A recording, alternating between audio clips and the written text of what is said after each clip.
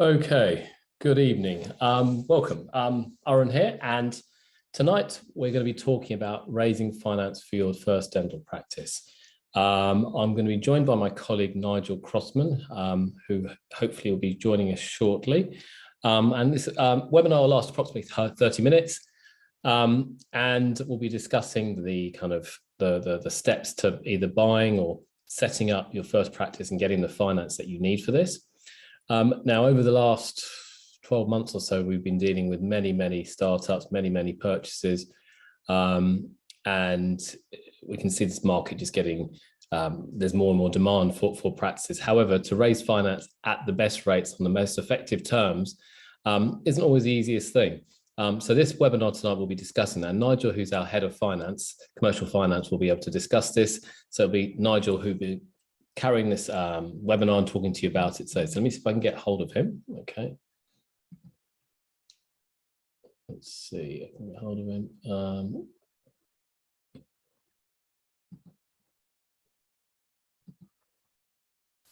Hi, Nigel, can you hear me? Oh, he's just rejoining, so bear with me a second. In the meantime, I will start getting some slides together. Can you hear me now? I can hear you, Nigel. Perfect. Give me a second. Joined as a panelist. You're the panelist now, right? Can you see my slides? I can see the slides. Yes. Perfect. So Nigel's down in Bath. I'm in Surrey and Guildford, and the wonders of technology.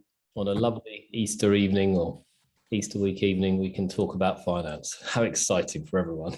All right, let me open this up properly. All right, Nigel, do you want to take it away? And as you know, I'll interrupt you as you go along because I'm good at that. So, okay. Yep, as normal. Yeah, no problem. So, well, good evening, everybody, and welcome to this scintillating talk about finance. I hope you find it interesting. Unfortunately, I do find it interesting. Prior to joining Samera 6 years ago, I was head of healthcare at the Royal Bank of Scotland for London and the South East. So I've been in healthcare for a while now, and most of the focus has been on dental because that is the largest sector. So tonight we're going to talk about financing your first dental practice and which road should I go down, which is the difference between buying and setting up your own practice. And what we'll try to do tonight is explain the different finance options for each. And obviously, if anyone's got any questions, I think if I'm right, Aaron, they can type their questions and they come through to you. Is that right? Yeah, they'll come through to me. That's right, Nigel. Just one quick question. What can you see on your screen, just to make sure can you just see one slide, or can you see multiple? I can see all the slides, but in very small. I can see the first slide large.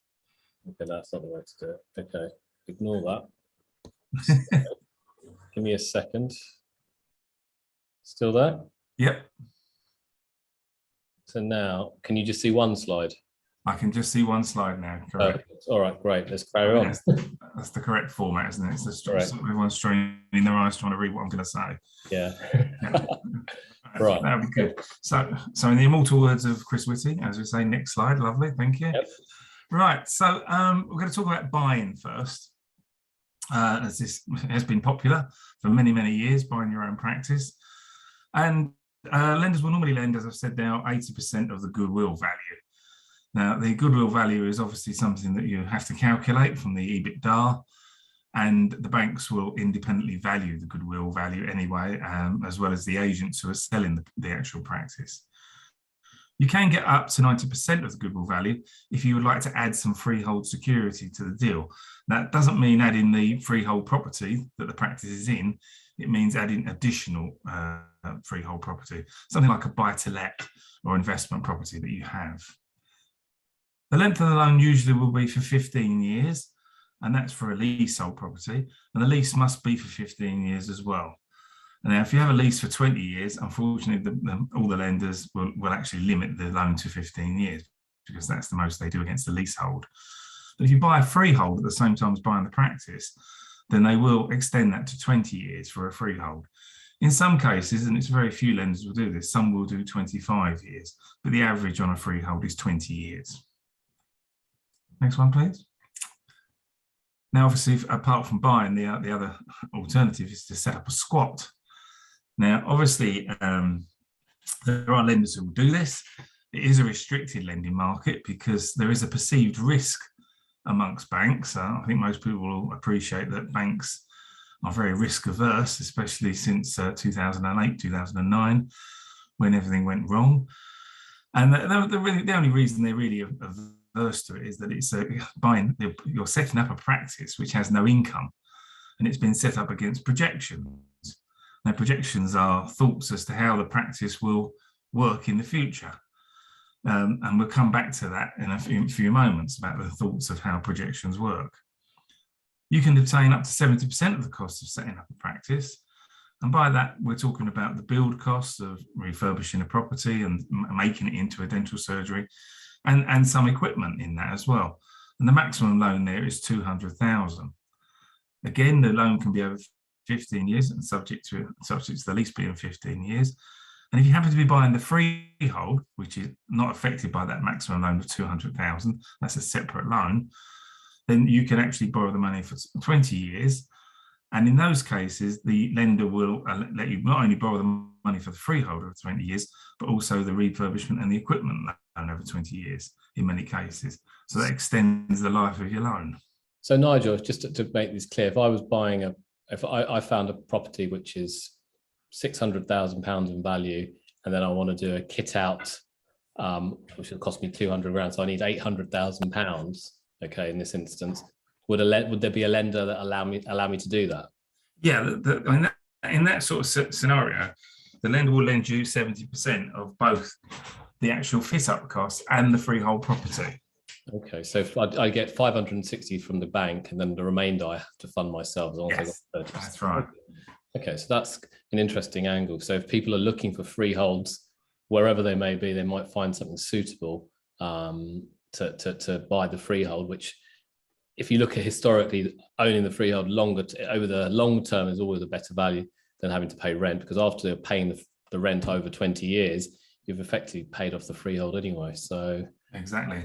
And there are many advantages to buying the freehold. In many cases, as long as the freehold's not in sort of Mayfair or Chelsea, sure, then the actual cost of buying the freehold can be equivalent to the rent, or even less in some cases. Correct. And I think it's important to remember that when you take a lease, the rent you pay now is not the rent you'll be paying in 15 years' time. Correct. You'll probably be paying a lot more, because they're normally rent reviews every 5 years, and they're normally, in most leasehold contracts, they're what are called upwardly rent reviews. Yeah. So they're not going to bring the rent down, they're only going to put the rent up. Yeah, I've never seen a downward rent review in my time. No, I think it'll be an interesting one, that one, yeah.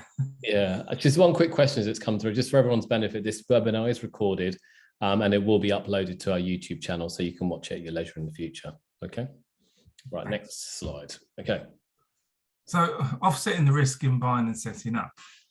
So the risks of buying and setting up, obviously the main risk in setting up is the lack of income and the fact it's against projections. But other than that, most of the risks are very, very similar. So the lenders will be looking for applicants to have at least 3 years general practice experience since qualifying, and that's since your foundation year. Now, it's important, obviously, you don't have to have a maximum of 3 years, that's a minimum. So if you've got 10 years, if you've got 7 years, that's all good. The longer period of experience you've got, the better for a bank to look at the risk element. They'll also be looking at what your management skills are, and not just your dental skills. I mean, they obviously want to know, you qualified to do general dentistry, but are you qualified to do Invisalign? Can you do implants, restorative, this sort of thing? But they're also looking for a background information on whether you've done some training, mentoring of staff, whether you've dealt with the CQC, because these are all jobs you'll have to start doing as an owner that you would not have had to do as an associate. So they're looking for you to acquire some of these skills. And it's always a good thing if you're working in a practice to try and get involved in these sorts of things and get that training and get that experience, so that when you put it on your CV, you can honestly say that I've done these things. They want you to use professionals. They want you to use professional solicitors, accountants, brokers, builders. And when I say professionals, they want you to use dental professionals. So if you're buying or setting up a practice, use a dental solicitor. If you're buying or setting up a practice, use a dental builder, because they're going to know what the CQC requirements are. They're not going to make a mess of it. They're not going to spend your money and leave you with something that you can't actually get CQC registration for. So it's important to make sure you use the right people with the right knowledge. Very similar to being a dentist. So if I want an implant, you would send me to an implant specialist, or you send me to someone who's qualified in implants. And it's exactly the same with finance and the same with banks. They're looking for you to use the right people. Okay. One quick question, Nigel, maybe it's on the next slide, but going in terms of they want 3 years experience or minimum 3 years experience, management skills. Also, I'm assuming, I'm not assuming I do know this, but I just want to reiterate, they also want to see your financial history, correct? Yeah, exactly right. Yeah, they're going to want to know a lot of information about you, which I think we do cover in the next couple of slides. Okay. All right, sorry. And but it is a very important question. You're quite right. It's not just about your dental experience. Yeah. It's about your professional and your personal life as well. Yeah. Okay. So as we're continuing here, lenders will require a business plan. So if you're buying a practice, they will want to know, what do you intend to do with it? Do you intend to change things? Are you going to introduce new services, opening longer hours? All these sorts of things will give them an idea of your plans and how you want to grow the business. And obviously, if you're doing a startup, then you've got to talk about things like the competition. What competition is there in the area? Is it NHS? Is it private? Are they full? What sort of premises do they have? That sort of thing. Now, for a squat practice, all lenders will always require a profit and loss and a cash flow included in projections, and they want that for 3 years.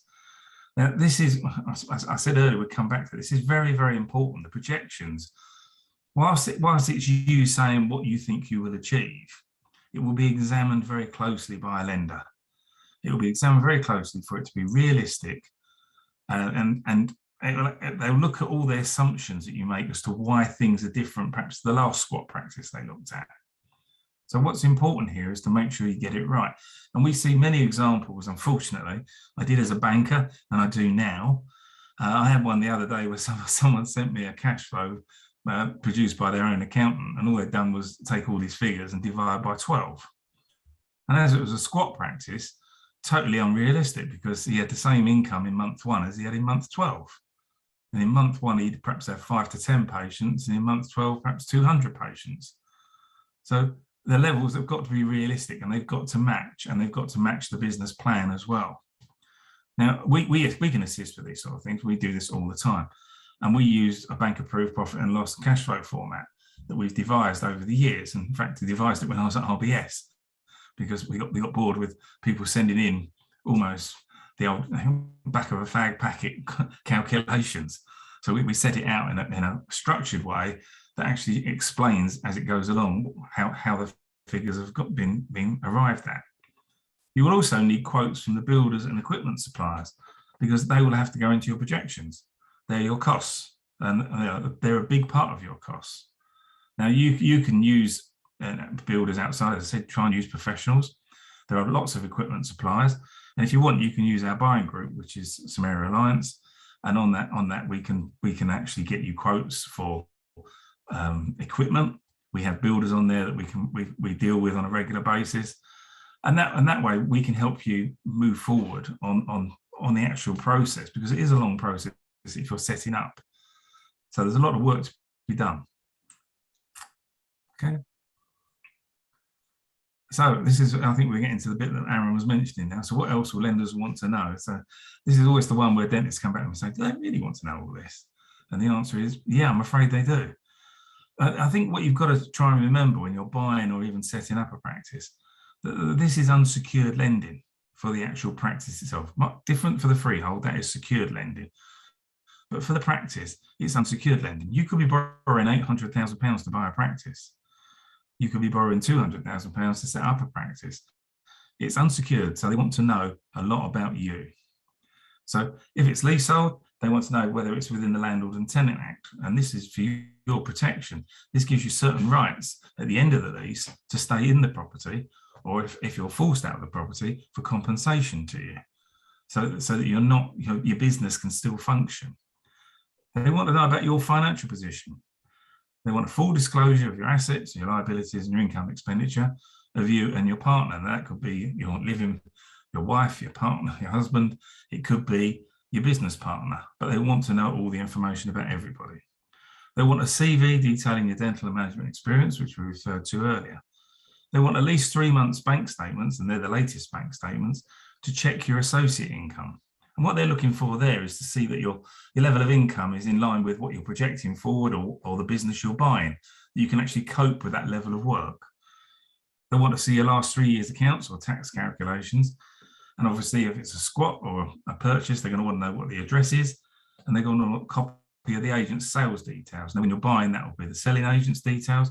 And if you're setting up, that will be the property agent's details of the property itself.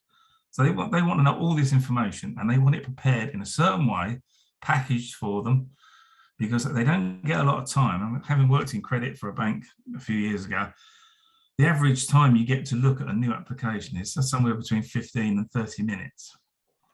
Now, this means that you can't be scrabbling around looking for information, and you want it in a precise order. You want the application to be written in the same order, and you want to be able to read through it fairly quickly. So it's very important to make sure it's packaged correctly. Okay.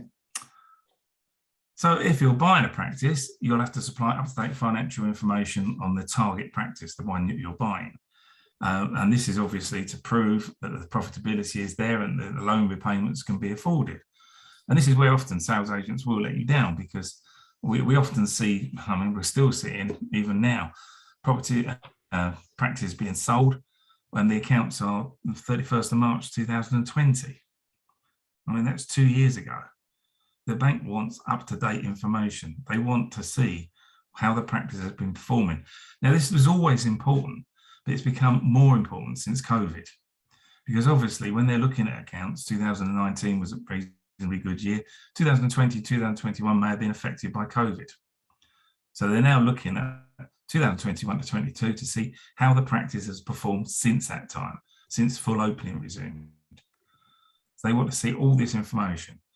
So you'll need at least the last 3 years' accounts, and that's full accounts. Now, initially, if you're buying a practice, you won't get that because the agents don't give you that. So we want at least a profit and loss so we can work out what's called EBITDA. Now, EBITDA is the true value of the business, not the net profit. The net profit is a figure calculated by Arun and his team of accountants for you to pay tax on. The EBITDA is the real profit, where we add back all those things such as depreciation and any costs that are in the accounts now that would not be in there if you were owning the practice or working in the practice. Now, if the accounts are, say, for instance, use the date now, 31st of March 2021, they will need management information because the accounts won't have been done yet, but they want to see that broken down. And a system like, I think Arun would confirm this, something like Xero, will produce that information for a practice. And a lot of practices are now on these systems. So they should be able to produce management information, giving you the figures. It's no good them just giving you the income figures. We need to know the costs as well, because we've got to take one from the other and work out the profit. Can I just interrupt you? I think one of the things we've seen over the years is, as Nigel's highlighted already, that the lack of good information coming and people buying a practice based on accounts which are maybe 2 or 3 years old. Okay. If I can stress anything, and increasingly in this environment, get up-to-date accounts from the vendor, stipulate that as part of the process, and only then can you really make a realistic offer, because the accounts could be fudged, it could be delayed, there could be anything. Okay. And you need to have full transparency and full disclosure of all the information to make a reasonable offer. Otherwise, you're just going in blind. So just be very careful. Yeah, you don't want to be buying something that you're going to find in 6 months' time isn't realistic, and you may be perhaps buying something you've got to work harder then to get back to your starting figure. Correct. So you've got to be very careful. Okay.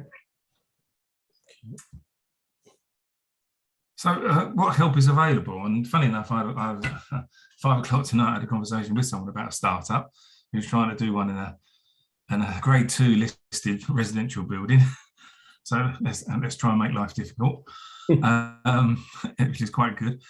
But they were saying to me, where do I start? How do I find out what to do? Where do I go, basically? How do I get my ducks in a row?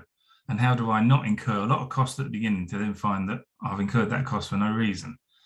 So it's important to make sure you get lots of help. Now, on our team, I think Dan, myself, and Julie, and Simon, we've got over 100 years banking experience between us. Unfortunately, I do have most of that, but we won't mention that. Yeah. And we also have the banking contacts. In most of the banks that we speak to, these are people that most of us have either worked with or have worked for us in the last 20 years. Now, we can assist you with the business plan and the projections.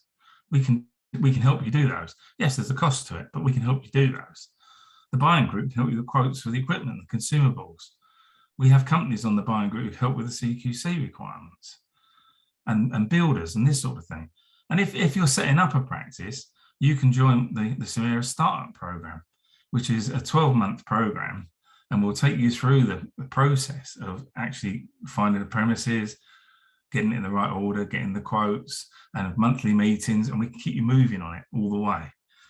Now, Samera Finance, I think the last year we sourced finance somewhere between 40 and 50 practice purchases and 15 to 20 startups, as well as probably 10 to 15 actual property purchases, and then another 10 refinances, plus all the asset finance that we did on the side as well. So we've had a very busy year.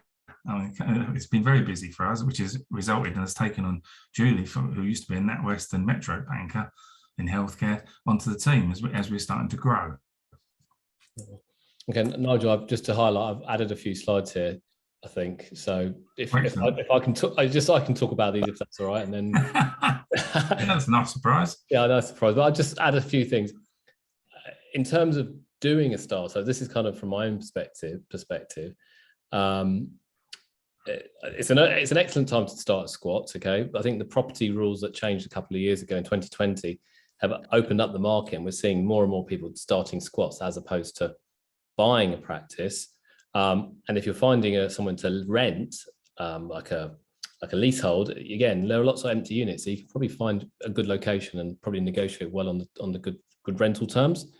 In terms of squats, you can also build goodwill through providing care, and if you're not, and this is where I'm an outlier, I guess, but I'm a big fan of developing private dentistry because we're not too sure what's going to happen in the NHS. Okay, however, running a squat, starting a squat, you need an entrepreneurial flair, you need drive, you need resilience. Things won't go to plan. I've started 5 squats myself with my wife, Samera, who's a dentist, 5 or 6, I think. And we've had every problem possible, okay? But you come out stronger, you run it better, and you grow a stronger and better business. But it's not for the faint-hearted. And so if a squat isn't, if you feel not quite right, you're not sure and you're uncertain, it may be the right thing, but it may not be the right thing. Then perhaps buying a practice could be the right thing for you, as Nigel mentioned as well. And there are some very good practices to buy out there as well. But again, go in with your eyes open. And I think that goes for both squat or buying. Go in with your eyes open. Surround yourself by all the people that Nigel mentioned earlier, who can help you, from solicitors to accountants to advisors to finance brokers to legal people, you name it, okay, CQC people. Really go in with your eyes open. One of the other things that we can help you with is we have our boot camps, and we've been running these for how long, Nigel? Must be about 14, 15 years now. A long time, yeah. Yeah, a long time. And we run through how to do a startup. This event is particularly around startups. It's on the 11th of June. It's online. You can book on our website. And it's all about how to start a successful private squat. And people like Nigel, myself, Samera, Chris, one of our marketing guys, will be talking. But that gives you an insight into the realities of how to do a successful startup. And it's over a course of a few hours. Okay, you'll get a good taste. It's not going to tell you everything, but it'll set the scene and it'll highlight to you, okay, is this the right thing for me? Or perhaps it's not the right thing for you as well. Nigel's mentioned also the buying group, the Samera Alliance buying group. That's what we started up 6 months ago. My colleague Gurpreet manages this. And this is for people doing startups. It's absolutely free. And we help you find the right IT company, the right equipment company, the right CQC company. We've negotiated really good terms with all these types of companies for you to actually purchase or sign up their services. and you get them on favorable terms, and it's totally free if you're a startup. So you've got nothing to lose. You can check it out at sameraalliance.com, and there's a link from our samera.co.uk website as well, and I'll send you a link after this email anyway. And then there's the startup program. Nigel, what's the startup program, as you mentioned earlier? Well, the startup program is really a sort of a monthly sort of guide, prompt, encouragement. I suppose there's lots of words we could use for it. And it's using our experience to get you on the road to an actual squat practice. You know, it helps you get on, and it gives you all the advice. It gives you contact with myself or Dan in many cases on a monthly basis to discuss where you are and what's happening. And in the interim, you can get hold of us if there's an issue or there's something you want to discuss or a question you want to ask. So, you know, it gives you sort of, I suppose, a structure to sort of move forward over a year, and it will take you at least 4 to 5 months once you've found a property to actually get in there and get it open. And even if you're buying a practice, it will take you 6 to 9 months because of all the CQC requirements. And what it gives you as you go along is it gives you help with the plan. It gives you help with the profit and loss forecast. All these things are included, and you pay a monthly fee for this. I'm not sure of the monthly fee at the moment, Aaron. I'll have to bow to your experience on that. Sure. Yeah, no, I think it's $350 per month. Okay. Yeah. But what I think one of the other things that Nigel hasn't mentioned was it provides accountability to you. It's very easy. The thing is, we get a lot of people who come and say, I want to start up a practice, but many don't. Many don't. Many come back to us 3 years later, 5 years later, still in the same place because they haven't done anything about it. The whole point of the startup program is that you pay us a fee per month. Once you're paying some money, you're accountable to us. We need to kick you up the backside to make sure you're doing these things. Have you found a location? Have you got a business plan together? Have you got your savings together? Have you filled in the forms? Have you found a lawyer? You name it, all these things. And that's a large part of it. It's taking action. That's a really large part of it. It's very easy to delay to next year, to the year after, the year after. And before you know it, you've reached an age where you think, you know what, it's too late to do it, and you've missed out on your potential dream. So I cannot stress how important doing a program like this and being held accountable to actually achieving your goals is. Okay. And there's so much on this stuff. We can help you get the equipment, the money, help with recruitment, you name it. Okay. And we won't go into it in detail here, but if you want to know more, you can certainly reach out to Nigel or Dan or myself. Okay. And then Nigel, just to wrap it up. I think to wrap it up is that you need help. That's, use professionals. These are very sort of bullet point things. It will be difficult, especially if you're starting up. It's harder work, and as long as you're aware of that at the outset, I think what Arun was saying is true. You're going to come across problems. It's how you deal with those problems is the important thing, and that's the same if you're buying a practice. It's all about making sure the numbers are right. It's all about getting the right information together and getting a lender on board who understands what you're doing. Not just any old lender, but somebody who's a healthcare specialist who understands how it all works, and that you'll be coming back to them perhaps in 5 years' time as you want to expand your practice, or even a year's time to expand that practice. So it's important to get those on board. And I think the reason I joined Samera with Arun to set up the brokerage there was that the knowledge base is huge, and we have got a lot of information at our fingertips. And we are accessible. We're accessible. If you want to book a chat with us, it's very easy to go online. I think it's book a consultant that you click on, and you can book a slot with Dan or myself to talk about whatever it is you want to talk about that day, about that practice or about that squat. And we even do calls in the evening, which I know is quite unusual in most brokers. So we'll do calls in the evening as well, because we understand that you're fairly busy during the day. And it's not always easy between patients to have a detailed conversation and get out all your worries and get your concerns sort of out and deal with them. And it's very, very important. So professionals, do it in the right order, seek guidance, and work very, very hard. Absolutely. And I think if I could just end this on two points. As Nigel said, you're going to have to work very hard whether you're buying a practice or setting up in practice.